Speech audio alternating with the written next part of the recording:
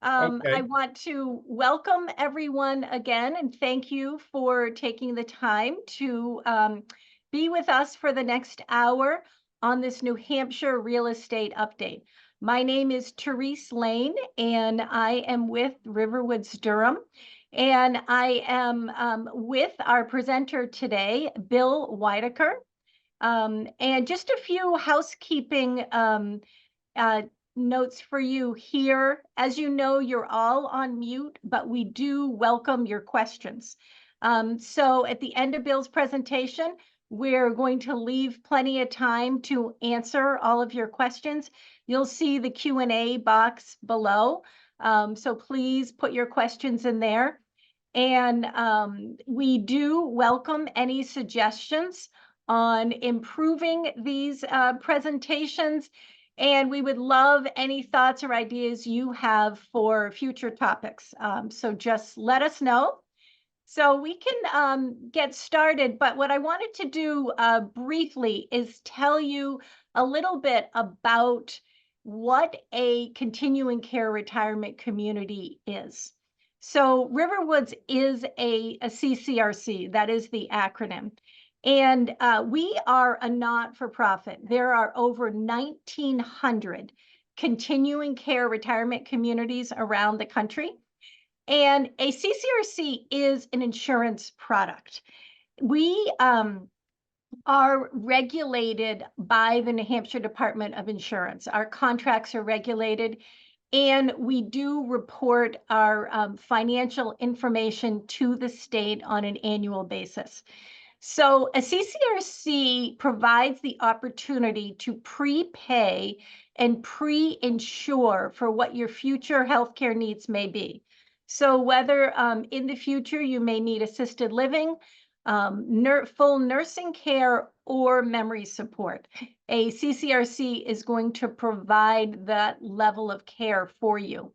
And you are also able to, a portion of the entrance fee that you would pay when you move into a CCRC and a portion of the monthly service fee that you would pay each month, both of those fees are tax deductible because the federal government does acknowledge that, again, you are prepaying for your future healthcare needs. But we like to say it's a very smart financial decision. You have the predictability and certainty of knowing what you will be paying, no matter what changes may occur in your health. But it's also a wonderful lifestyle choice. So you do enter when you are independent. And what we're doing is when a person comes in independent into the community, we are guaranteeing your housing and nursing needs for the rest of your life. So we're freeing you up from any home maintenance. We're responsible for all the home chores. So it really allows you to free up your time to do the things that you want to do. You have amazing access to great activities, programs, education, wonderful socialization opportunities with great new friends. And most importantly, you are staying in control of the most important decisions in your life. So a little bit about Riverwoods is we do have 3 communities. So we have a community in our most recent community is Riverwoods Durham. We opened up Riverwoods Durham in November of 2019. The first community was Riverwoods Exeter, and then we have Riverwoods Manchester as well. So our parent organization of the 3 sister communities is the Riverwoods Group. We have a volunteer board called, the first board is the CCRC board. And the focus for that board is on the operations of the 3 communities. And they're appointing the system trustees there. We do have residents that are full voting members on the board as well. And we also have a system board. The system board is also a volunteer board, and they focus on the mission and the future growth of Riverwoods. So the Riverwoods group provides professional fee-based services to each community, and that those services include finance, information technology, human resources, marketing, and quality. And the Riverwoods group would also fund future at-risk projects and new ventures. So that is a little bit about Riverwoods. Now I want to introduce our presenter today. We are lucky to have Bill talking with us again today. We've invited him for many years in the past to give his expertise on real estate in New Hampshire, and this is always one of our most popular events. So Bill, we're happy you're here. Bill Weidacher is a full-time realtor with 40 years of experience and a record of service at the local, state, and national levels. He is with Keller Williams Fine Homes Group in Bedford and Boston. So I'm going to turn it over to Bill and be thinking about your questions. You can be inputting your questions as you're listening to Bill's presentation. Thank you. Thank you, Therese. It's interesting because when I look at this and I think 40 years, I remember February the 26th, 1983. And I remember that date, not because I'm savant-like, but the 26th of February happens to be my birthday. But in 1983, that was the date that the real estate exam was being given. And so 41 years ago, I sat for the exam and started after passing it in the real estate business. And boy, does time go by.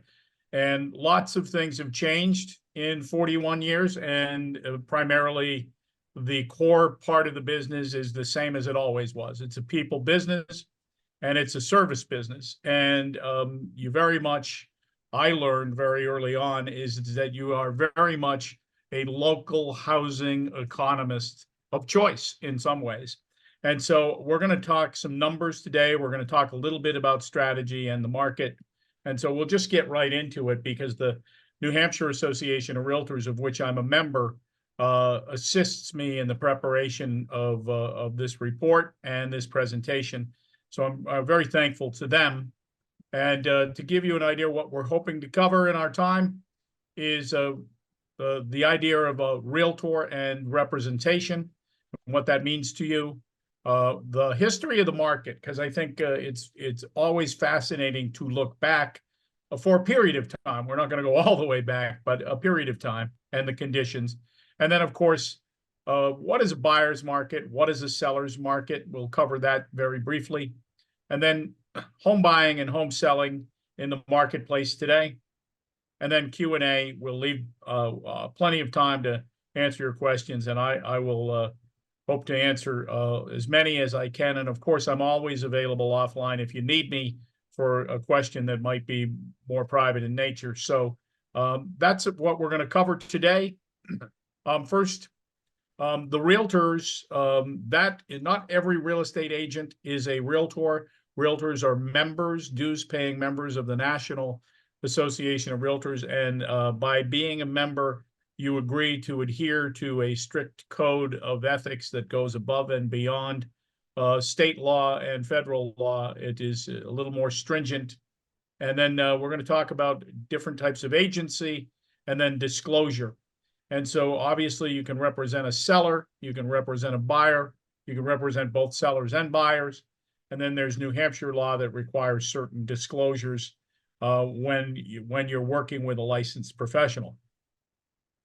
Let's talk market, and then we'll get kind of granular a little bit. But for the most part, today is really a bird's eye view of the marketplace.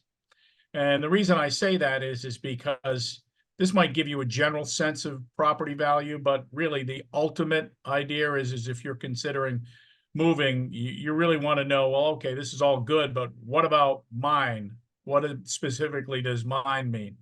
So last year, single-family residential prices were at a historic high, not only in the country, but in the state of New Hampshire. And in New Hampshire, it was 12 consecutive years of increases. The median price statewide was $470,000. And if you look back to 2013, you can see that the median price then was $220,000. Quite amazing. Wow. When you look at those numbers. Quite amazing that, in about 11 years' time, that's where we're at. Inventory remains at historic lows nationally and regionally and statewide. And I'll give you some numbers in a little bit. But the first 2 months of 2024, prices are still increasing. For the first 2 months of this year versus last year, median prices are 10% higher. So that gives you an idea of property values and what they're doing. Here's just a breakdown by county.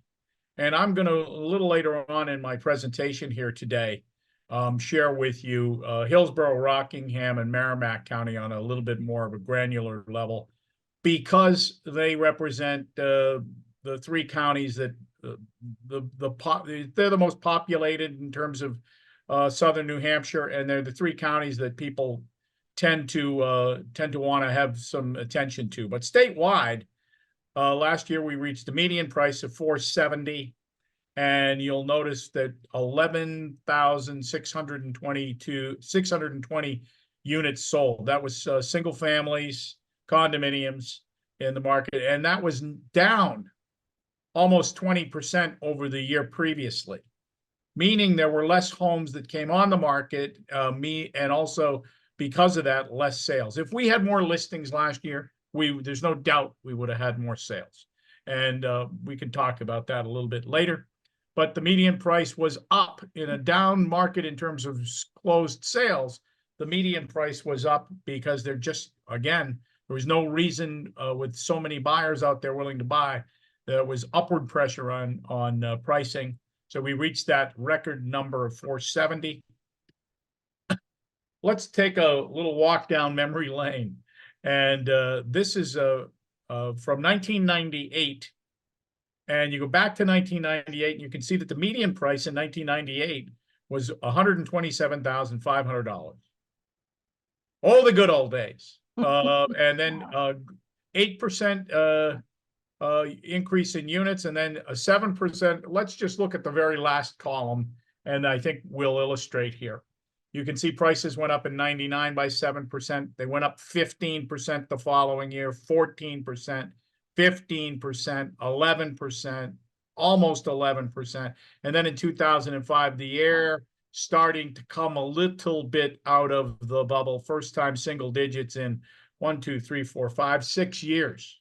So you'll notice in that time, prices went from 127,500 to 270, 112% increase.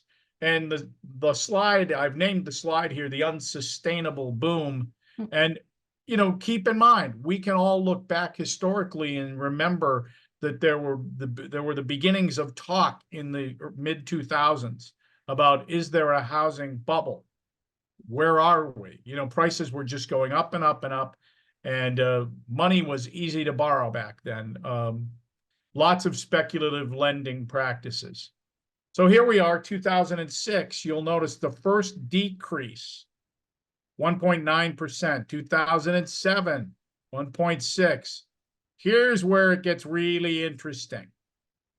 2008 and 2009, a 10% drop. Another 10%. This is the sort of the height of panic in the housing market because of the financial crisis. Mm-hmm. And because of the fact that coming out of 9/11, post 9/11, the government sort of put its bet there was a bit of a economic slump in late 2011, 2001, early 2002.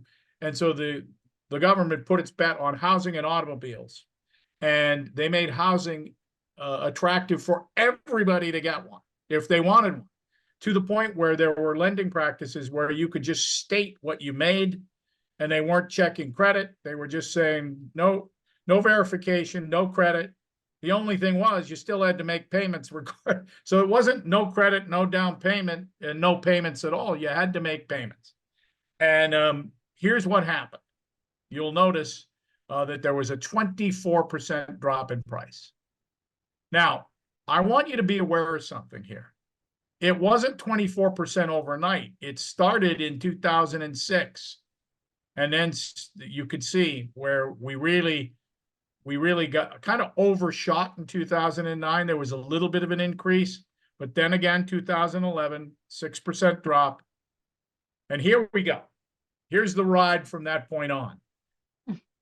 Every year since that has been an increase. Now we're many more years than the slide that I showed you, but it is essentially 12 years of steady increases in price, to the point where we went from 202,000 in 2012 to 470 the last year. Now, remember when I'm going to go back 2 slides. You see 2005, the last line there? We reached a median price of 270 before the bottom started to come out of it. You'll notice you don't see 270 anywhere there. It's going down. Now look as to where you cross the 270 threshold again. It isn't until the end of 2017, 2018, where you see 270 somewhere in that period of time. Isn't that interesting that it was really, if you go back, it's like a 10-year period for it to get back to that median number. That shows you how overheated it was in 2006. Now, we're at 470 now, and prices went up in a market where there were 20% less sales. Prices went up 6.8%. And they're up, as I said, 10% through the first 2 months of this year compared to the first 2 months of last year. So we'll get there in a minute. It really is all about inventory. So when we talk inventory in real estate, it really is this: it's supply. And so the basic tenets of economics, supply and demand, really play a role here. And we call it inventory, but it really is supply of houses available to buy. And that's what contributed to this run up in pricing. So to give you some context about inventory, I ran some numbers this morning just because I thought it'd be kind of fun. 5 years ago, at this time, the end of February, we had 3,912 single-family homes on the market. So call it 4,000, okay? Back in 2011, we didn't have 4,000.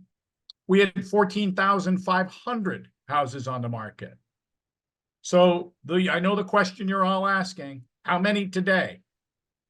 962 in the state of New Hampshire.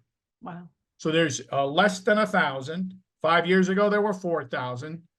2011, there were 14,500. So we have a little more than 1 month's supply of inventory on the market, and I'll explain that. So inventory had been high 9 to 10 years ago, but much of that's gone. It's been bought up, and now it's the lowest in our history. We have decreased inventory comes increased prices, right? Supply, demand. How low is the inventory? I gave you an idea, but we had a shortage in 2019. I was telling our clients then that there was a housing shortage with 4,000 properties on the market. The pandemic did this. We had this loss of jobs. We had this anxiety in the early stages, uncertainty. And then there's this inclination now about wanting to stay put for a number of reasons. Mainly, the lack of inventory makes people think, well, if I don't know where I'm going, where am I going to go if I sell? Or I have a 3% mortgage. If I sell and I'm going to use a mortgage, what does that mean? Now, the interesting thing about it is 40% of the country owns a house without a mortgage. So they don't necessarily, and I would say that 40% of the country, a large amount of that 40% probably fall into people our age, where We've worked hard, paid our mortgages down, or we've got either no mortgage or close to no mortgage. So the inventory shortage is now kind of become a bit of a crisis. That's good for those that own property that want to sell one. So here's how low it is. If you look, this was the end of February. They're 1,230 at the end of February of 2024.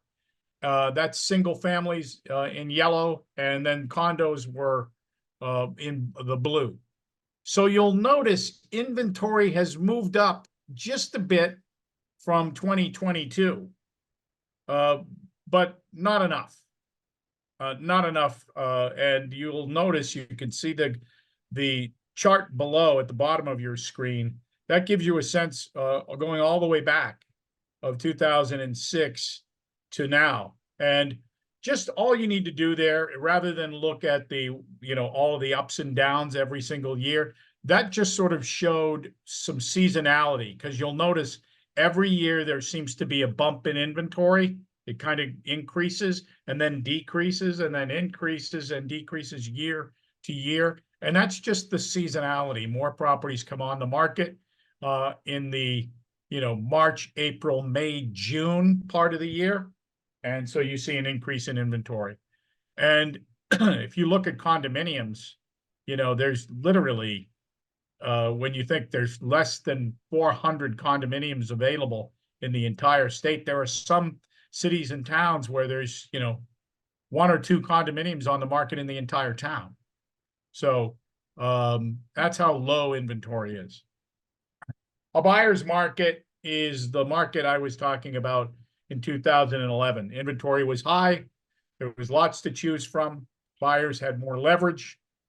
And like I said, lots to choose from, big selection. And back then, because properties were taking 11, 12 months to sell,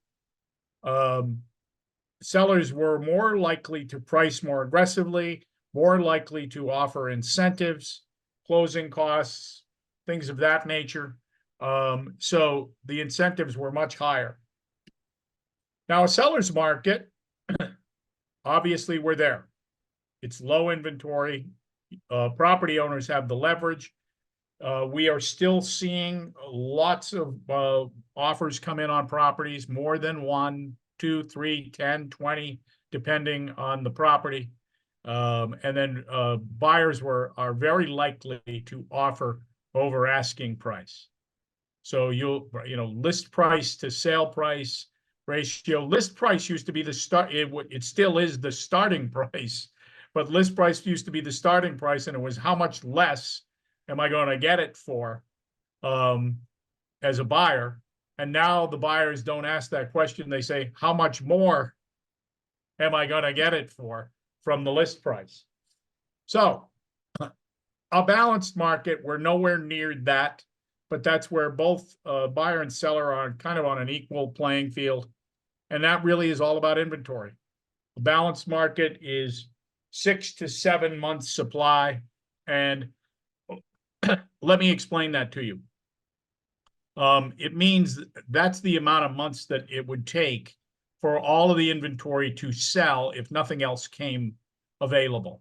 So when I tell you it's a little bit over a month's supply right now, 1.2 months, that means if no more listings come on the market in the state of New Hampshire, in about 5 to 6 weeks, all of it would be gone. So that gives you an idea of how low inventory is. And it's been that way. So you'll notice here, the gold is the single family, 1.2 months. The right column is where we are, and condos are 1.3 months. So it's essentially the same, but you'll notice it's moved up each year. The supply has grown, it's taking a little longer. I'm going to just suggest this. It's nothing to be disturbed about if you're a property seller. If something takes you 3 weeks versus 6 weeks, is that a big deal? I don't think so. Part of the reason it's crept up a bit is because prices have come up a lot, and interest rates have knocked out some buyers out of the market because interest rates add to the affordability which we're going to cover in a couple of slides. So that gives you the idea of where our supply is in this market. Here's affordability. Now, in this particular case, I'm going to just show you February of the last 3 years. So that's the gold bar chart on your left-hand side of this slide. In 2022, the affordability index was 96. Now it's 62. Let me explain to you what that means. The affordability index means this. It's the percentage of median household income it would take to afford the median priced home. How many income earners out there making the median income can qualify for the median priced home? So back in 2022, it was the median income earner was making 96% of what was necessary to qualify for a mortgage. So they were just about on the threshold of affordability. Now, that didn't mean that affected sales because the demand was so high and the supply was so low. But you need only go back to 2011, and you could see that we were approaching 300%. The median income earner was made necessary to afford the median priced home. So now, today, the median income earner, household income, is making 62% of what is necessary to afford the median priced home. So affordability is going to catch up with this. Prices are going to reach a point where if that number continues to drop, you're going to see demand drop with it. It hasn't happened so far because the demand has been so great. But trust me on this, that's where we'll go. We will get there. And so year to date, the numbers, the gold columns just mean not much difference there. You'll notice single families and condos. The trend line tells us that because prices have gone up and the cost of mortgages, interest rates have gone up, the affordability index has gone down. All real estate's local, just like politics. And so we're going to look a little bit at Hillsborough County. And I can just tell you that when you look at 2024 is the gold in this case. It's not single families or condos. So we got to switch between 2023 and 2024. But you'll notice the median sales price year to date is 497,000 versus 432,500 last year. So in Hillsborough County, we know statewide it went up 10%, went up almost 15% in Hillsborough County. So that is quite something in terms of the numbers. I don't believe those kind of double-digit prices are going to be sustainable in the long run, which means I do think we're going to see a stall in this level of appreciation. It can't keep going this way. When is the big question? Who knows? I've given up trying to polish that which is my crystal ball because I've been wrong. I just have thought it can't keep going this way, and yet it has. The demand is still there. Merrimack County, just a little different, but not much. Price is also up. 450, call it 450,000 in Merrimack County. And then the gold standard in terms of price in the state is Rockingham County. You'll notice in February, it was over $610,000, $580 year to date. So Rockingham County being the coastal towns and Portsmouth and, Dover and so forth. But really the coastal towns have really pulled that price up. There's no doubt about it. And some of the southern towns that are in Rockingham County. So unbelievable to think where prices were a dozen years ago versus today, $600,000 in parts of Rockingham County. And forget it if you're looking to buy in Portsmouth or if you own a property in Portsmouth, good for you. Good for you. You're going to have a very nice sale for yourself. The chief economist for the National Association of Realtors has said that he believes that lower mortgage rates in 2024, getting to the NAR, the National Association of Realtors, says we'll get to 6.3 by the fourth quarter, down from last year's fourth quarter, which was 7.8. That will serve to entice homeowners to give up the super low rates they got during the pandemic and put their homes on the market. There is some pent up demand that sellers will be unlocked as rates move lower. There's no doubt about that, because property owners have said, I want to move, but I just don't like the mortgage rate. He actually, I saw him speak, I think it was a year ago. And he said that he actually thought, jokingly, he said he thought the divorce rate in the country in 2023 would actually tick down a bit because people love their 2.75% mortgage more than their spouse, and that they were going to just stay put together because it was too affordable not to. Funny moment, but don't know how much of that rang true or not. I don't know what the divorce rate did last year, but I can tell you that I do believe that we are going to see some easing of rates. But the Fed's meeting this week, and I believe the easy money bet is that they're not going to do anything at this point. It's too risky with the idea of inflation just yet, in their opinion. So we'll see. As always, that seems to be the two-word answer I give just about everybody is we'll see. We just have to react in the moment. For buyers, it's this, prices are increasing, but there's still opportunities out there because real estate is unique. You can be in a brand new offering, and one property is identical in its floor plan to another property.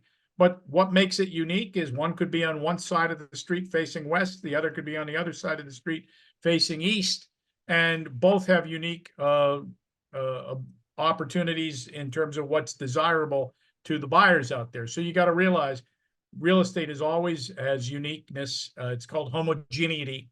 And interest rates, it's hard to time that market.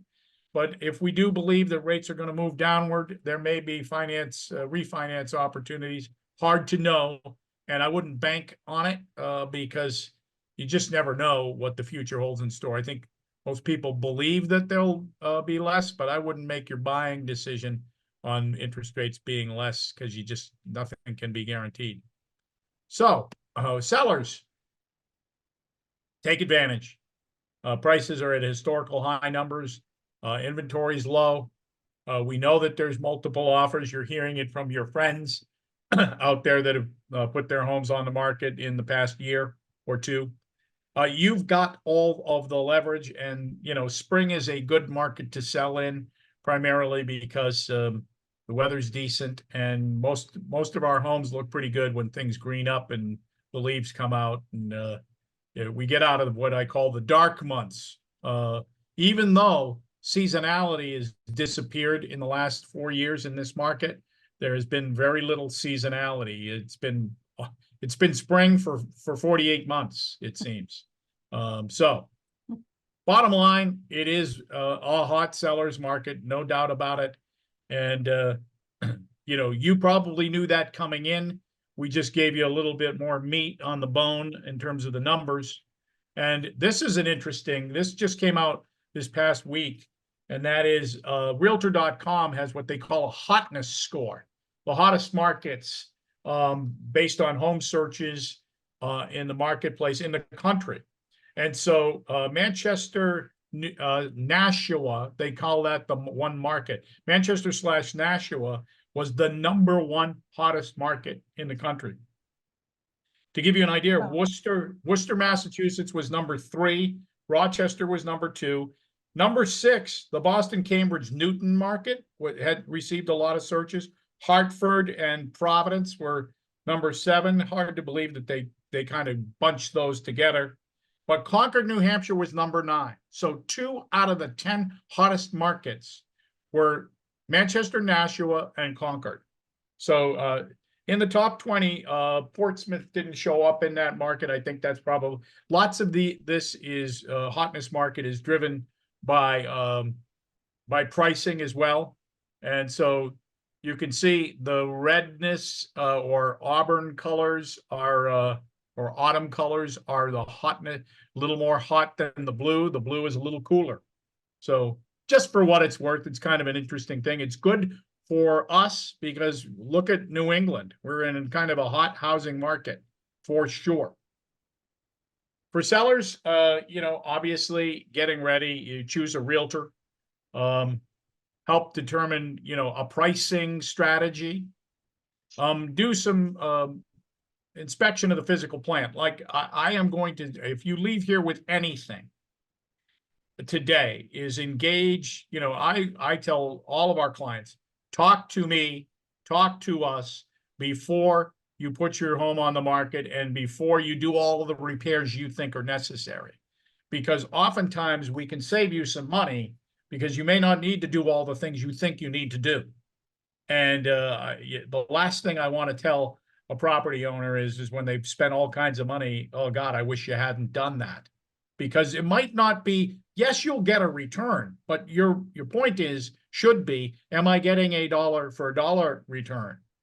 Or am I getting better than a dollar for a dollar?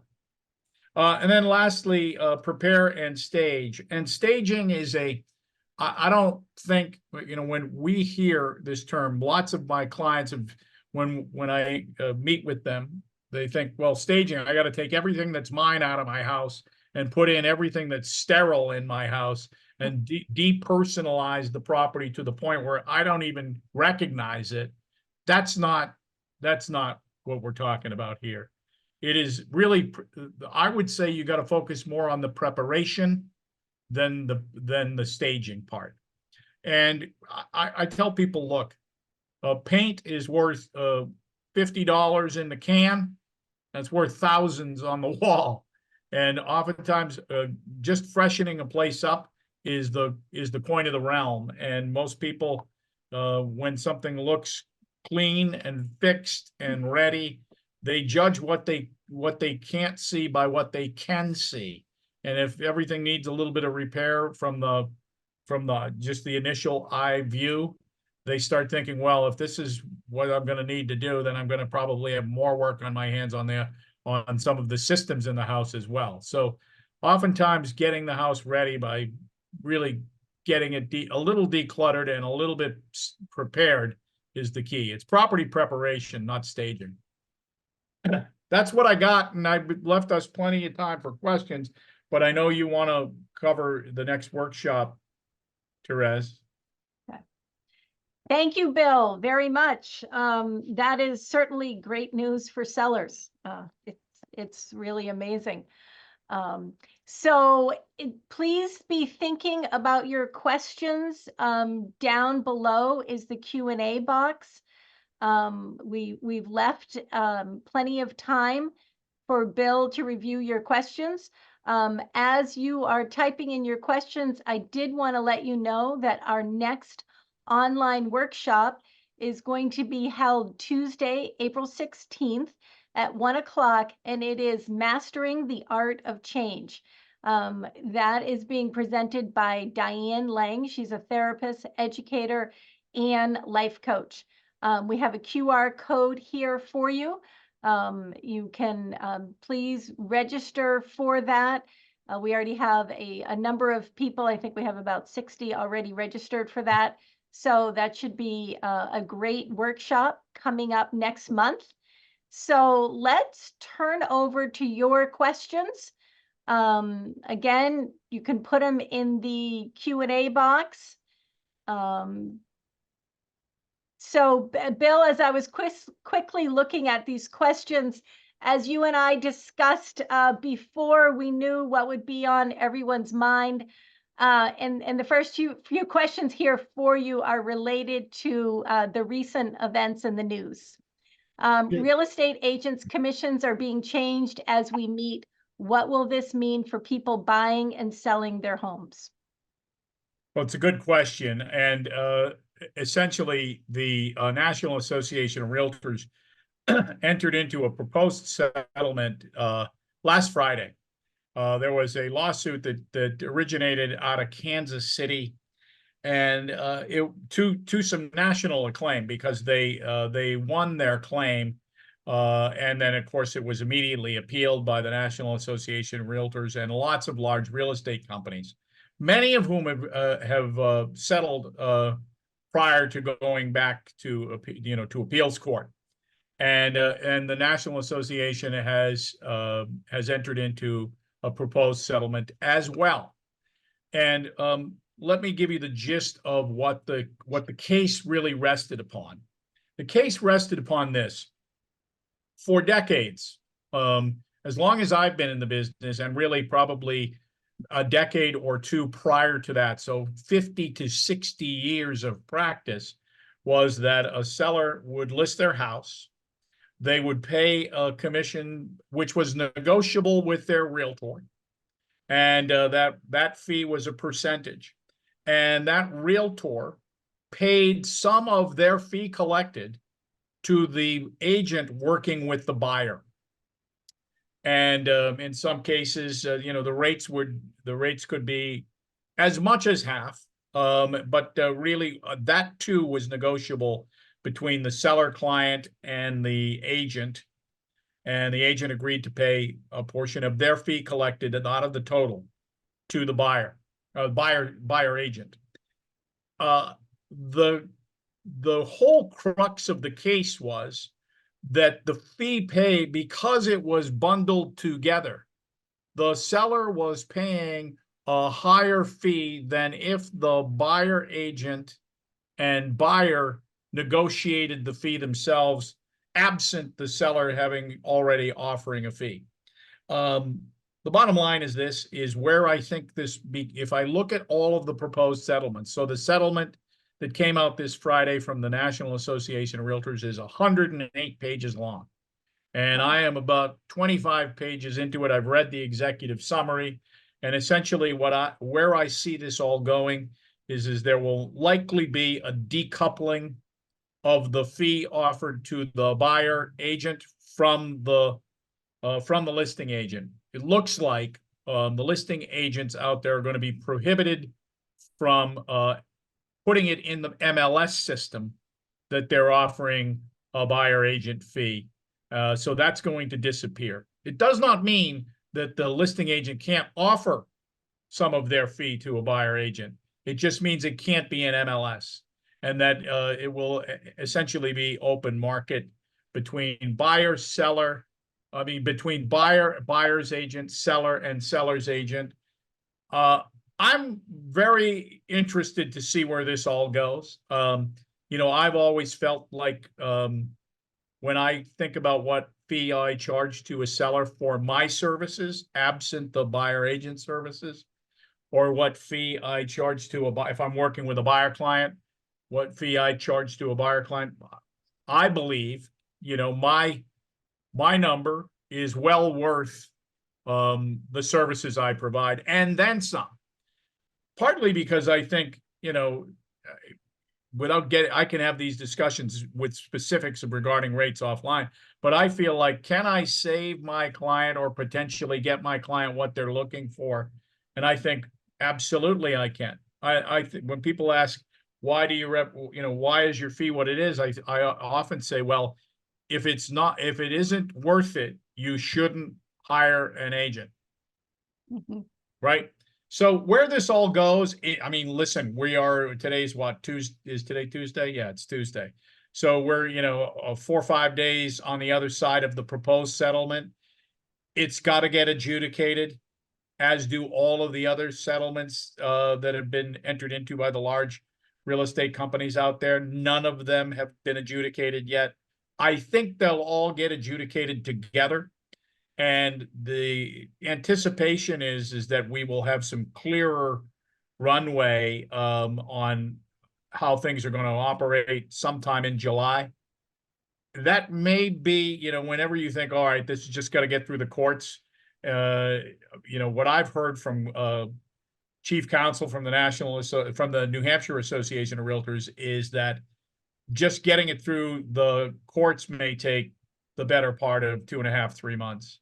We'll see. But essentially, I do believe that this is good for the consumers, even if there's no effect on fees in the long run. But I believe that there will be an effect. I really do. I think that the conversations come down to this, is that it comes down to value. And the value discussion under the current and what we will say the previous system was, there was really not much discussion of value. The fees were bundled together. This listing agent said, here's what I charge. I give such and such away to the buyer side.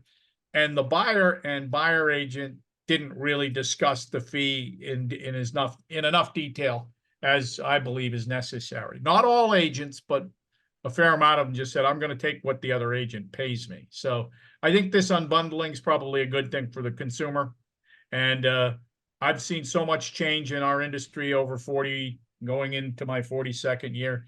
None of it bugs me. I'm cool with all of it. And, it's too soon to tell where this will all go, but it's on everybody's mind, including us in the industry. So it's as much of an answer as I can give you. And I also know this, it wasn't much. Because I don't know yet. And I hope we get there soon. I really do, because that's the one thing I think everybody would like to see. Great. Thank you. Thank you. All right. Virginia asks, Riverwoods gives 60 days between selling and paying the entrance fee with the final offer. Tips on how to to sell in that time period. Well, I can't speak to the timeline that Riverwoods has, but if it's 60 days, in the marketplace we're in presently, it really comes down to this. It's price and terms, really, when you're selling your house. So some people have the opposite. They say, I want to sell my house. I want to sell it quickly. I want to close on it, but I don't want to move for 6 months because there's an event or something that they want to move around. And in other cases, the term is I want to sell quickly, and I want to move as fast as I possibly can. So all of those things have an effect on value, but meaning if you say, I want to move out and move into my next place within 2 months, the current market is perfectly willing to accommodate you as a seller. No question about it. You can put your home on the market today. You don't have to give away you don't have to give away anything on price. There's plenty of offers that will come in at market value or higher to accommodate a 60-day close. Great. And we also had, since you mentioned, sort of renting back, we did have another question that said, how reasonable is it to sell and ask the buyers to continue to stay in the house while you downsize and clear out? Yep. In this market, more so than ever, in different markets, those, in a buyer's market, buyers have more control and they have more control over the terms. In this market, you have more control over the terms. And so a buyer, in multiple offers, there are some buyers that say, I'll stay living with my folks until September if I have to, because I want the house. And in some cases, it's hard to speak specifics in a forum like this because generalities are the coin of the realm. And, in some cases you can rent back. In other cases, you can just keep possession of the property. For instance, somebody could say, well, we'll let you have possession of the property for 90 days for no rent. So it really comes down to what your offers look like, and how many, and ultimately, it comes down to how is your property positioned in the market? What does its pricing look like? What are the terms you're looking for? All of those things play a role, which is why, somebody like us at the Fine Homes Group, we can kind of consult with you on those specifics, because every single transaction is going to have some subtle nuances. Great. How early should we choose an agent? I think you should choose an agent before you're ready to put your house on the market, because you really want to. it's like this. I'll give I'll give a personal example. Years ago, my primary care physician retired. And at the practice that he had kind of sold, I inherited a new primary care physician. And a very learned individual. I just couldn't communicate with them. There was no doubt that they knew what they were doing, but I felt that the relationship between my primary care physician and me was such that I needed to be able to feel like I was being heard, and also that I could have a conversation back and forth. And so I think it's that important. I think you should talk to a couple of individuals, make sure you might get referred to somebody. Make sure, even under the being referred, if somebody says they were really good for me, make sure they're really good for you and that you feel like you've got a connection. And if you do, hire them. Even if we've had clients hire us and be years away from moving. Oh, And wow. so, it really comes down to we're ready when they're ready. We like to say it this way. We want you to be prepared when you're ready. And preparation and preparedness are different. I mean, preparedness is different than readiness, if that makes sense, because we get you prepared, we get ourselves prepared. We take photographs, we get all the documents that we need. We have all of those things so that if you say, push the button, we're ready to go. Whether that's we've had some cases, we had one client, we took photographs in the spring because the gardens were beautiful. And we said, we just want to get the photographs done now. And then if you're ready in 6 months, we'll be ready. Almost 3 years later, we had to take some interior pictures over because they'd removed some wallpaper and changed paint colors. And it was like nothing like what we'd seen a few years prior. So, we would say the best thing you can do is start talking to a real estate professional, and then make sure you have a connection, you like them, you trust them, and then you can work with them. Great, good. Do you happen to know if Vermont is significantly different from what you presented for New Hampshire? I don't know specifically, but I can tell you generally, New England is all very much the same, especially if you're talking about Vermont close to the New Hampshire border. There's plenty of crossover. And then Vermont in the Burlington market is pretty hot. I can't tell you about the real rural parts of Vermont. I grew up in northern New Hampshire, up in Lancaster, and the river was separated. The Connecticut River separated was the line between New Hampshire and Coos County and parts of Vermont. And parts of rural Vermont there, I have no idea what. I gotta believe inventory is low just about everywhere in Vermont, but don't know for certain. All right. Is it ever appropriate to sell a home for sale by owner? Sure. In some cases, the property owner sells by themselves because they already know who the buyer is going to be. And so, in that particular case, being a for sale by owner makes some sense, providing you've got some guidance on. I tell people, look, one of the biggest mistakes people make in this market is they sell for sale by owner and save some amount of percentage points because they didn't pay a realtor fee, and they give it 20% off the price because they didn't really have a good understanding of the real estate market and where it is today. So we essentially we have a marketing plan where if somebody produces a buyer at any time with us at Fine Homes Group, we cut the fee in half, and we'll handle the whole transaction for half the price if the seller finds a buyer. So I think selling as for sale by owner should be an option for anybody to think about. But I will say this, the purchase and sale agreement in the state of New Hampshire, the realtor purchase and sale agreement, it's about 102 blanks in that 5-page document. It's a fill in the blank form. And of those 102, only 2 blanks are about the price. The rest Wow. are all about the terms and the conditions.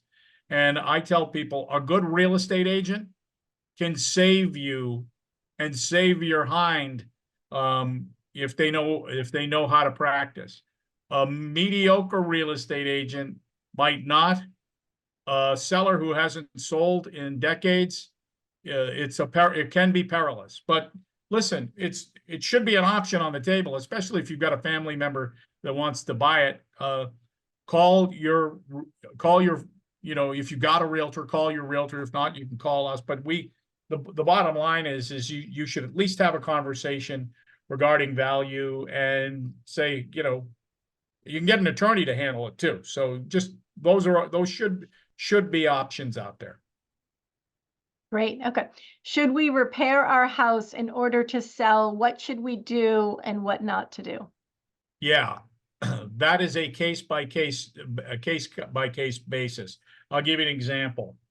I had one client that I convinced that we were gonna, that let me come see your house before you do all the work you want to do.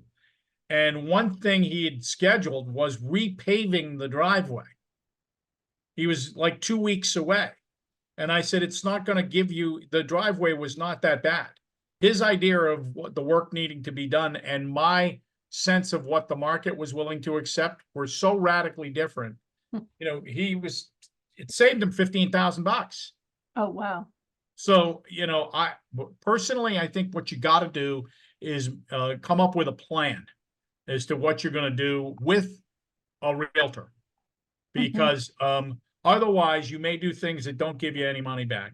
And there are some things where you go, you may not want to fix it, but you should fix it because it will affect the value of what you're going to sell it for. So it really is. There's no like checklist where you can go do this, don't do that, do that, do this, do that. It is really every house presents its own set of unique questions and answers. Is it a red flag to sell a home as is? Do you recommend having a home inspection done before listing? Okay. So is it a red flag? Not necessarily, because there are some properties that sell, for instance, estate sales, where there could be a family member that's inherited the property that does not live anywhere near it and says, I'm not spending a nickel on it. Take it as it is. And it does not mean that that's a red flag.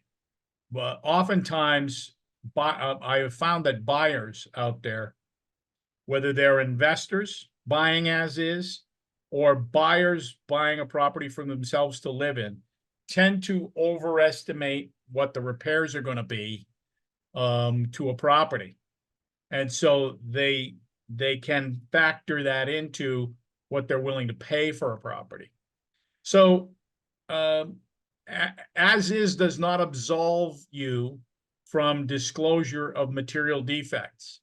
So if you get 2 feet of water in your basement every spring, and you've got a real water issue or a mold issue or something that you really know exists, and you say, well, I'm going to sell it as is, therefore I don't have to disclose anything, beware. That's not, I've saved potential sellers from litigation because I've said, look, there's no better time to disclose any issues on a property than the time the buyer is hot for it. When they want to buy it and you say, I just want to let you know, we get a foot of water in here every spring, and you disclose that in writing, it's hard for them to come back next spring when they get a foot of water in there and say, hey, we got a foot of water in our basement. Yep. And I disclosed it. And here's the document that says you were aware. So, as is, again, it's a case by case basis, because in some cases, there may be a few things you can do that can get you tens of thousands of dollars more than selling as is. So it really comes down to individual basis. And then what was the second part of that question, Therese? Do you recommend having the home inspection done yes. before the listing? I don't recommend it. but that doesn't mean that it isn't done. And in most cases, I would rather have the buyer get their own home inspector and do their own inspection if that's what they want.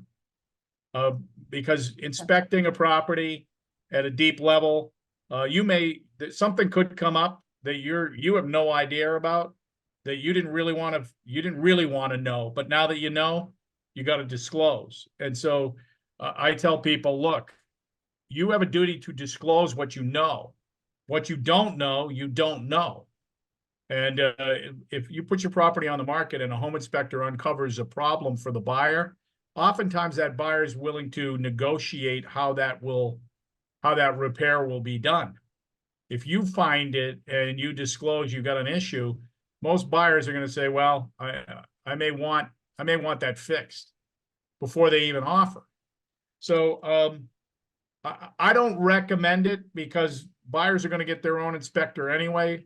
That's a course of business for me, but others may have a different opinion. I think you're spending money that you don't need to spend. Okay, great.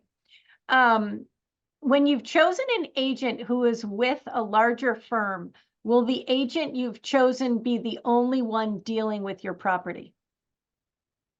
Good question. So it's kind of like so the answer is maybe and maybe not. And the reason I say that is, like, for instance, our team, we have a team of people that work with us. I don't take the photographs on our listings. I don't get involved in putting it into the system. We have administrative help. We have agents that work with our buyers. We have agents that work with sellers. So not every real estate team operates the same way. Some take it from beginning to end. Others, I know this. The moment I had people help me on the administrative level and on the marketing level, because I even have some of our comments in multiple listing. We have those comments written by copywriters. We have a local copywriter that writes all of our copy, and we pay her for it. Why? She's better at it. It's kind of like going to the dentist. Years ago, I had a small, when I was a kid in school, I went to a dentist who was a very small operation. It was him and the hygienist. And then, of course, the person who did the scheduling for the appointments. That was it, 3 people. And so one day I went in for a cleaning and the hygienist wasn't there. And he said, well, I'm going to do your cleaning. And it was like he couldn't remember how to do what the hygienist could do in her sleep. And I remember thinking to myself, this is wild. I don't know if I like this. And so it's the same kind of thing with, again, if you were to have a conversation with us about working with you, I think we would introduce you to the team. And I would just tell you, you could when we have events and people come up and hug the other members of our team, and in some cases they haven't met them yet, we know that we've got the right people in the right seats. So it really depends. There are some solopreneurs and that's it. They do it all. And there are others that do it very differently. So it really depends on, again, it depends on each agent that you talk to and it's a good question and one everybody should ask. Great, good. What is deemed the cause of the extreme shortage of inventory? Possible the lack of building in 2020 to 2021, or a heavy influx of buyers from out of state? Well, the number one when we look at, there's a research group they call the Warren Group that does some research. And the majority of buyers, the number one buyer that buys in New Hampshire is from New Hampshire. So they buy and sell in the state. The number 2 is from Massachusetts. No surprise there. I will say this. The housing inventory shortage that exists in the country and exists in the state of New Hampshire are for the same reasons. Twofold. number one is that we have underbuilt since 2007 in this country, to the point where New Hampshire Housing Finance Authority says we might be 30,000 housing units short in New Hampshire. And I've heard numbers as high as 5 million short in the country. So that means you'd have to build 500,000 more houses than you're currently building every year for 10 years just to be back to where it should be. And part of that reason is lots of national home builders and small home builders are the ones that got hit the hardest because they were speculating and buying lots of land and building lots of houses. They were ahead of the curve in 2004, 5, 6, and 7. And then guess what? The whole market fell apart. And they're the ones that took the large financial hits. So they have been very, very, they've been much more wary because of what's going on. Now they're trying to catch up, but they're nowhere near it. And then the second part of this is that local communities and municipalities in New England, as well as other parts of the country, have created an approval process that has made the cost of housing north of in New Hampshire, it's almost you're talking north of $100,000 per lot before you even get out of the ground. And so the average price of a property is not going to be what first-time home buyers want. It's going to be $400,000, $500,000, $600 or then some. So that creates an affordability issue. And it doesn't speak to the housing demand. I think we're getting there. I do think the message is getting there. There's more rental units being built, and that plays a role, even though it's not home ownership. It creates more possibilities for affordable rental, because rentals aren't anywhere near affordable in this marketplace. So you need more there. And secondarily, I think the approval process in towns and municipalities has got to look more like what is needed today. Accessory dwelling units, being allowed to build 2 families or 3 families. This isn't tenement housing. Much of the country was built that way originally, certainly in cities and large towns. And so if we are approving subdivisions in New Hampshire that look like the same approvals that we granted in the 70s, the 80s, and the 90s, where large parcels of land I just think we're not going to solve our housing issue. Like if you take a town like Bedford, New Hampshire, you raise a family in Bedford, New Hampshire today, they go to college. Those kids want to come back and raise their family in the same town they grew up in. And, there's a dozen houses on the market in Bedford today, and 8 of those dozen are over $800,000. Where are they going to live? They can't live in the community they grew up in. They've got to start out somewhere else. And also, when you take affordability into account, here's the other side of it. Workforce housing has gotten this bad rap because people think of it as oh my goodness, all of the unwashed are going to move into town. And it really is this. It's the people that are teachers, in some cases, firefighters, police departments, people that work in the restaurants and the hospitality industry can't afford to live in the community they work in. It's proven that if you can get people that live in the community they work in, communities get better, they get safer, there's more cohesion. So it is a big, it is this. The other part of it is that there's a lot of what we call NIMBYism, not in my backyard. It's okay for another town, it's okay for another community, but not here. Right. Good. Thank you. Thank you for that.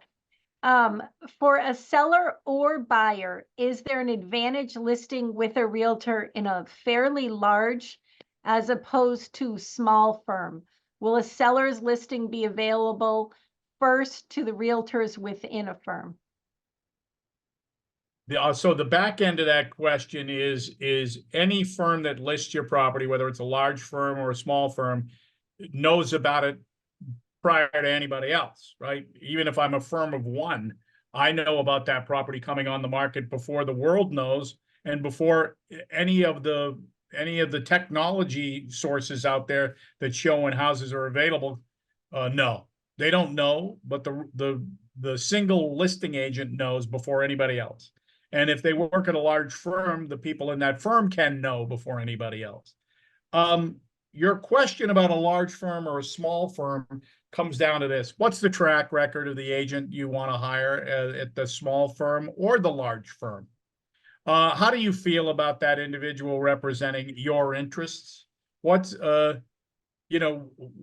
what specifically do they bring to the table versus somebody else? And let them. I'm a big believer in this. Small firms, large firms, it really comes down to who is the person you're going to hire. Who is the point person that's going to talk to you? And then talk to more than one. Talk to somebody at a small firm. Talk to somebody at a large firm. Both have their reasons why you should hire them. I believe that you got to be, even in large firms, they got to be small where they need to be, which is that one-to-one contact, which I think is really, really important. And small is they can be small but mighty, and then you got to it comes down to what's your track record look like. If they don't have a lot of track record, that would be cause for concern. Great. All right. Well, Bill, we really appreciate you giving us your time today. We had a lot of great questions. We do just have 2 questions left, but I am going to send Marvin and Joanne your direct email to have them reach out to you directly, because I don't want to keep you too long. My pleasure. But this was a great presentation. And we want to thank all of you for staying with us. And it's very informational and beneficial.